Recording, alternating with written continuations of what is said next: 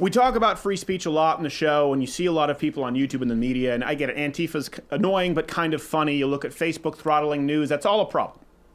But this is an example of where freedom of speech is actually a line in the sand that can mean the difference between life and death. And how that ties into the way that we consume information right now is chilling when you follow the timeline to the story. So recently, a Pakistani man was sentenced to death for blasphemy on Facebook. The Guardian writes, an anti-terrorism court in Pakistan has sentenced a man to death for allegedly committing blasphemy on Facebook, the latest step in an intensified crackdown on dissent on social media. So, let me preface this. What are blasphemy laws in Pakistan? We need to know what it is that we're talking about before we get to the time frame here. Basically, anything derogatory of the Islam or Quran, or of course, any depictions of Muhammad. Best case scenario, you get 3 years in prison. We can even see here, we've covered this on the website a lot, where by mob rule, people get killed. Sometimes even women and kids because of blaspheming or because of pictures of Muhammad. We've seen terrorist acts committed. So you can either get 3 years in prison, you can get torn apart by a mob, or in this case, actual sentencing to death as issued by the state. This is important because this is who Facebook themselves and Zuckerberg are linking arms with. Pakistan is number fourth in the world as far as countries on the terror watch list. Countries that produce terrorism. This is important because we read this story and immediately I had a flashback to something we wrote about a couple months ago on our website where Pakistan asked Facebook to fight blasphemy. And Facebook sent a team to Pakistan to help investigate. It was written here, not only our site, but the BBC. Facebook agreed to send a team to Pakistan to address reservations about content on the social media site, according to their interior ministry. So this is why this matters. Facebook has real power and influence. This is effectively a soft institution of Sharia law on a social media platform. When you think about it, this is a way Pakistan came to them and said, hey, we need help with dealing with blasphemy. Mark Zuckerberg, in wanting to appeal to the underdog, wanting to appeal to the most politically correct voice to appease at the time, no moral compass, said, sure, we'll help you with blasphemy laws.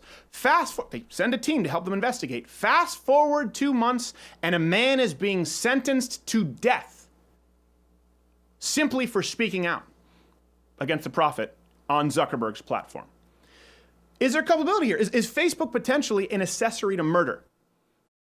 And I say that without a hint of hyperbole. I think it's a conversation that needs to be had. And this is why this matters. Facebook has aligned themselves repeatedly with countries, with voices that line up against freedom, that constantly want to strip you of your rights, that constantly want to remove freedom of speech, which ironically was supposed to be the purpose of social media and the platform, if you look at what Mark Zuckerberg used to say.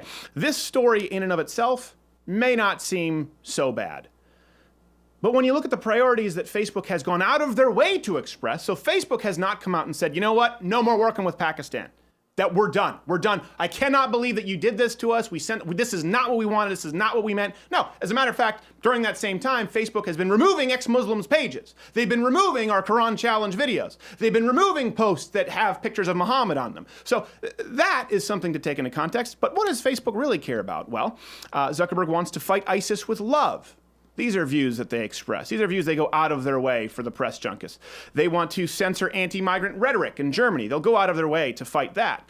They want to crack down on fake news, like Louder with Crowder. That was a story, remember Gizmodo. They talked about them throttling us. And they've tried to fact check us when we talked about the pamphlets teaching people not to rape being passed out in Cologne, Germany. And their fact checking was, well, these pamphlets weren't specifically printed for Cologne, Germany. They were passed out, and yeah, there was a lot of rape. There was a significant amount of rape. But these pamphlets were reprintings.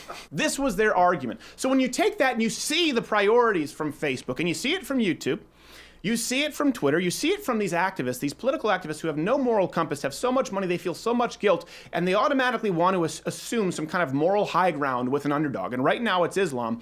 They are, in trying to be tolerant, sitting at the altar of evil who will tolerate nothing from Western society. And you see it with Sharia law. You don't think for a second if Pakistan had this ability to bring that kind of punishment to the States, that they would do? Yours truly Guess who can't take his passport to Pakistan anytime soon? It amazes me that Facebook will go out of their way to talk about we need to treat ISIS with love, to talk about tolerance, to have a meeting with Glenn Beck and say, listen, we need to include more voices. And then they agree to send someone to Pakistan at a request to deal with blasphemy. And they tell Merkel they're going to shut down anti-Muslim voices. And then someone is sentenced to death. This man is going to die. This man is going to die for using a platform that Mark Zuckerberg created and then used to subvert alongside the Pakistani government to find this guy and sentence him to death. I don't know how someone like that sleeps at night. And when you get rid of the whole, okay, left versus right, and let's have a civil dialogue, absolutely, Mark Zuckerberg and these people in Silicon Valley, these social media giants who are being guided by situational ethics and have no sense as to what the enemy wants to do to them or the Western world, right now, Mark Zuckerberg and the rest of you, you quite literally will have blood on your hands. This man was killed because of who you tried to appease, because of the people you tried to help. So when we say freedom of speech is absolute and you want to get into the nuance, the reason we do it is so that shit like this doesn't happen. If freedom of speech is absolute, the second Pakistan comes in there and says, hey, can you help us deal with blasphemy? You know what you say? No. Hey, if you like this video, subscribe by clicking the button. It's a circular button now that says subscribe. If not, head on over to the Young Turks. That's probably more your speed. Although they're coming over here. Cenk, we know you're here watching. I can smell you from here. There's also a recommended video box playing right up there. You can join the Mug Club at louderwithcrowder.com/mugclub for daily content, so we're not dependent here on YouTube. Cenk, go. No. Go. You don't need to stay here. This isn't good for, it's bad for your soul.